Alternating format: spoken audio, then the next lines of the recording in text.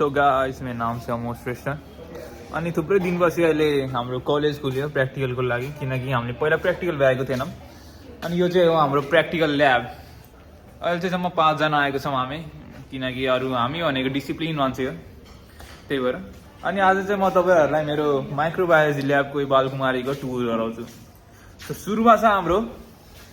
water बाथ हेरौँ है त यो चाहिँ हो हाम्रो वाटर बाथ त्यसपछि छ हाम्रो यो मिक्सचर कहिले कहिले काम लाग्छ त्यसपछि छ अनि यो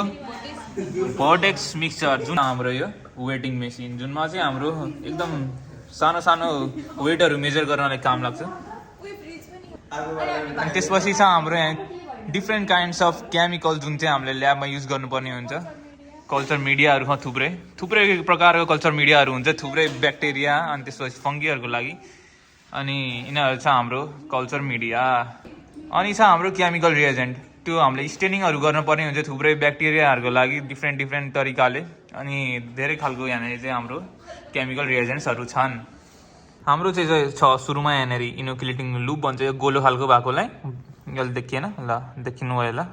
अनि त्यसै गरी छ हाम्रो यहाँनिर इनोकुलेटिङ रड यहाँनिर होइन यता छ त्यसै गरी यो चाहिँ हाम्रो माइक्रो पिपेट हामीले एकदम सानो एमाउन्टमा चाहिँ मेजर गर्न पर्ने हुन्छ लिक्विडहरू त्यसको लागि चाहिँ यो काम लाग्छ हाम्रो माइक्रो पिपेट त्यही गरी यहाँनिर जो माइक्रो पिपेटमा हाम्रो चाहिन्छ ट्युब्सहरू ट्युब्सले चाहिँ एकदम पर्फेक्टली लिन्छ वाटर अनि मतलब लिक्विड्सहरू त्यसै गरी छ हाम्रो यो के भन्छ यसलाई टेस्ट ट्युब्स यता आएँ मामी त्यसपछि तपाईँ सोच्नु सक्नुहुन्छ यसलाई प्रेसर कुकर तर यो प्रेसर कुकर होइन यसलाई के भन्छ हाम्रो माइक्रोबायोलोजीको ल्याबमा भनिदिनुहोस् त गाइस अटोक्लेभ भन्दो रहेछ है यसमा चाहिँ हामीले भात पनि पकाएर खान्छौँ कहिले कहिले अनि छ यो हाम्रो रेफ्रिजरेटर माइक्रो अर्गानिजमहरू प्रिजर्भ गर्नको लागि चाहिँ यो रेफ्रिजरेटर युज गरिन्छ थुप्रै काइन्ड अफ अर्गानिजमहरू देख्न सक्छ यहाँनिर त्यहाँनिर छन् त्यो त्यसमा ब्याक्टेरियाहरू इस्टहरू छन्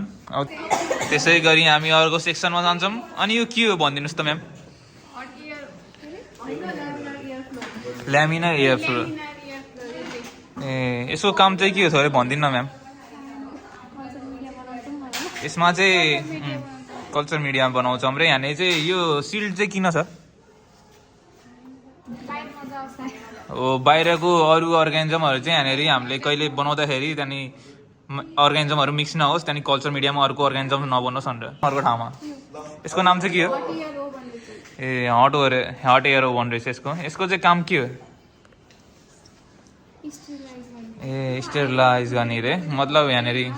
मार्ने हो जे भयो नि अर्गानिजमहरू जे हाम्रो काम नलाग्ने हुन्छ यसलाई चाहिँ मारिदिनु बनिसकेपछि यो चाहिँ हो हाम्रो के हो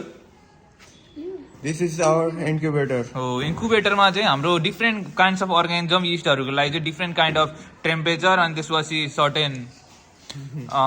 टेम्परेचर अनि त्यसपछि टाइम चाहिन्छ अनि त्यही भएर यो इन्क्युबेटरले चाहिँ पर्फेक्ट एकदम टेम्परेचर मेन्टेन गर्छ अनि त्यसपछि हाम्रो त्यही टाइम अनुसार निकालेर यहाँनिर ब्याक्टेरियाहरू ग्रोथ हुन्छ यसको नाम चाहिँ के हो माइक्रो सेन्ट्रिफ्युज रहेछ यसको काम चाहिँ के हो भन्दाखेरि यसको काम चाहिँ हामीले यसो युज गरेको छैनौँ हामीले त्यही भएर हामीलाई थाहा भएन यो अलिकति यसलाई छोडिदिउँ यो पनि हो हाम्रो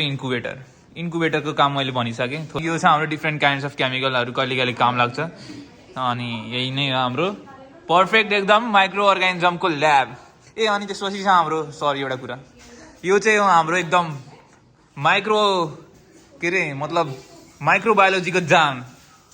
यो हो हाम्रो माइक्रोस्कोप हेर्न सक्नुहुन्छ तपाईँले यहाँको दृश्य माइक्रोस्कोप छ यहाँ एउटा अर्गानिजम राखेर म तपाईँहरूलाई अहिले पछि देखाइदिन्छु यहाँनिर अनि यस्तै नै यति नै हो हाम्रो ल्याब र मेरो साथीहरू हो यिनीहरू क्लासको साथीहरू उसको नाम चाहिँ हो हाम्रो के हो दीक्षा अधिकारी तिम्रो के हो ग्रिन कलर बेबिसा के वस्ती भने चाहिँ के जेसी बााउन्ड्री छ अनि तिम्रो चाहिँ के हो रोजी पाण्डे उसको नाम चाहिँ यो चाहिँ हाम्रो साथी काले भने सबले चिन्छन् सञ्जित चौधरी र मलाई चाहिँ चिन्नै हुन्छ तपाईँको बेस्ट ब्लगर मोल श्रेष्ठ